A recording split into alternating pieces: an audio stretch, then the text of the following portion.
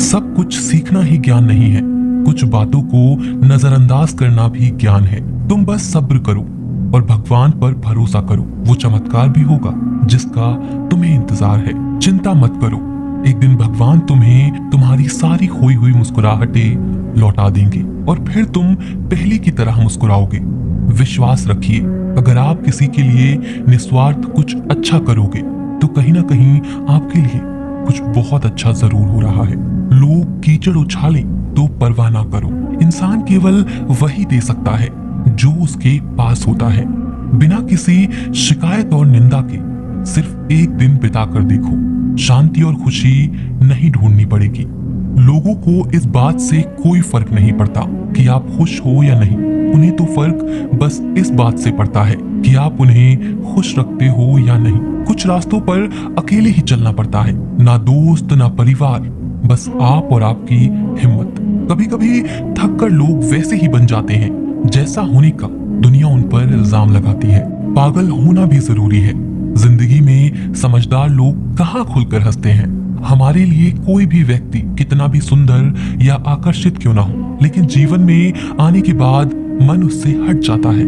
इसीलिए कभी किसी को बार बार देखने को मन तरसता था तो आज उसे देखने का मन नहीं करता। कभी उसकी बातें मीठी लगती थी, आज उसकी बातें चुभने लगती हैं। यहाँ दोष रिश्तों का नहीं, मन का है, क्योंकि मन बहुत जल्दी ऊब जाता है। जब तक वो नहीं मिलता तब तक उसके लिए वो सोना है, लेकिन जैसे ही मिल जाता है उसके लिए वो सब मिट्टी हो जाता है। जिंदगी बोझ तब लगती है जब हर कार्य को ये सोचकर करते हैं कि इसे मैं कर रहा हूँ, बल्कि ये सोचें कि इसे ईश्वर करा रहा है। जल्दबाजी में किया गया विश्वास और मेहनत के बिना लगाई गई आस, इन दोनों का परिणाम धोखा ही होता है।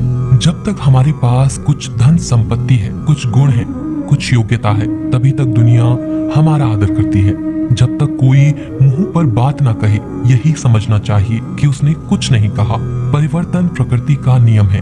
नफरत का खुद का कोई अस्तित्व नहीं होता, वह केवल प्रेम की गैर हाजिरी का परिणाम है। त्याग के बिना कुछ भी पाना संभव नहीं है, क्योंकि एक सांस लेने के लिए भी पहली सांस छोड़नी पड़ती है। रात नहीं होगी तो सुबह का महत्व नहीं होगा, दुख के बादल नहीं आएंगे तो सुख का अनुभव ही नहीं होगा।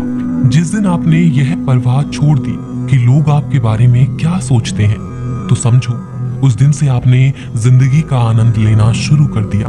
तुम्हें खुद को तैयार करना होगा खुद की प्रगति के लिए। ये मुझे समझे, काश वो मुझे समझे, इसमें आधी उम्र निकल जाएगी।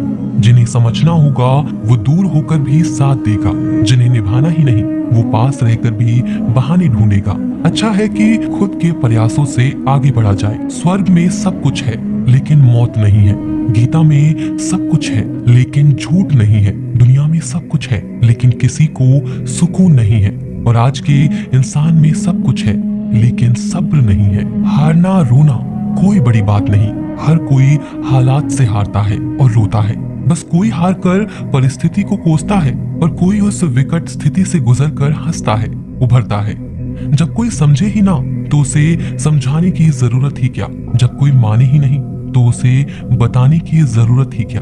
जिन रिश्तों में एक दूसरे की भावनाओं की कद्र ही ना हो, उन रिश्तों को जबरदस्ती खींचने की जरूरत ही क्या। श्री कृष्ण कहते हैं, रूठ जाने के बाद कसूर चाहे किसी का भी हो, बात शुरू वही करता है जो प्रेम करता है। आशा मत खोना, आप कभी नहीं जानते कल आपके लिए क्या लाने वाला है। एक जंगल में एक काला कौवा रहता था।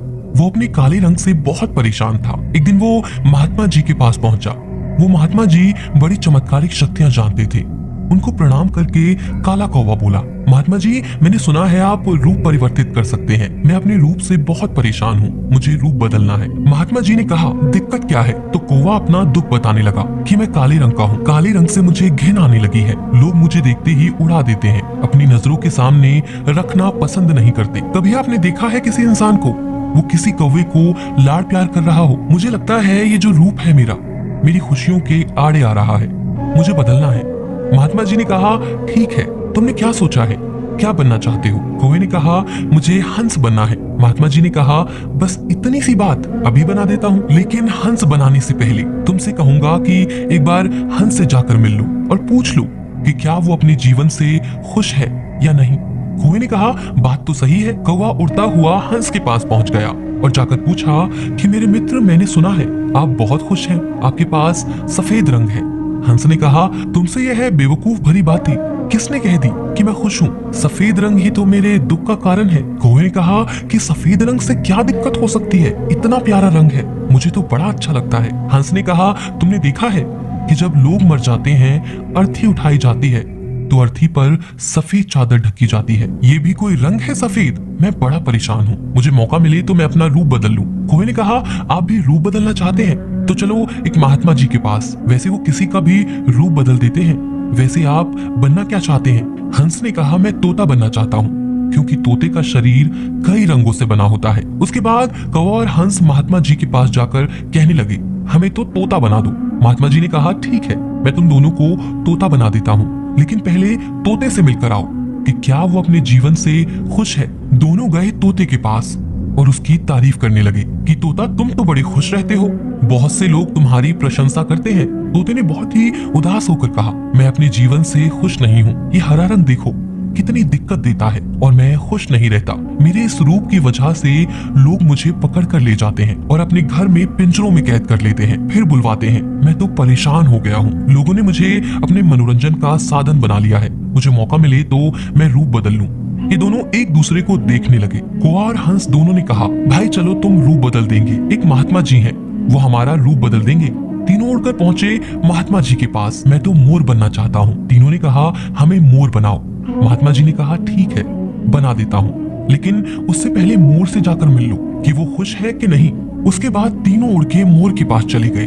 मोर से पूछा कि तुम तो बड़े खुश लगते हो, तुमसे खुश इस दुनिया में कोई पक्षी नहीं है। इतने सुंदर पंख, इतना सुंदर रूप है, क्या नृत्य करते हो? मोर ने कहा, भाई यही तो दिक्कत है, यही तो परेशानी है। तुम्हें एक आवाज सुनाई दे रही है। तीनों ने कहा, हाँ सुनाई तो दे रही है, ऐसा लग रहा है कि कोई इंसान हमारी तरफ आ रहा है। मोर ने कहा, यहाँ खतरा है, उड़ जाओ। ये तीनों उड़ गए और मोर वहीं रह गया। एक तीर आ गया और आके मोर को लग गया। मोर झटपटाने लगा और तीनों से कहने लगा, सुन लो, जैसे हाल में हो उसी हाल में खुश रहो। मैं इतना सुंदर हूँ इसीलिए तो मेरा शिकार कर लिया जा रहा है। मेरे पंख ले जाकर शिकारी बेच देगा। मोर ने मरते मरते कहा, सुनो कौवा, इस दुनिया में सबसे खुश अगर है तो वो हो तुम। कौवे ने कहा, कैसे? मोर ने कहा कि तुमने सुना है कभी कोई इंसान कोई को खा रहा हो? मुर्गी के बच्चों को खा लेता है, लेकिन कोई को कोई नहीं खाता, और कोई भी कोई को पिंजरे में बंद करके नहीं रखता और तुम्हारा शिकार भी नहीं करता। तुम बहुत सुरक्षित हो, तुमसे किसी को मतलब ही नहीं, तो अपने हाल में खुश रहो। लेकिन दिक्कत यह है, तुम दूसरों से तुलना करने लगते हो और दुखी हो जाते हो। ये कहानी इन पक्षियों की नहीं, हमारी है। हम जिस हाल में हैं उसमें खुश रहना सीख लेना चाहिए।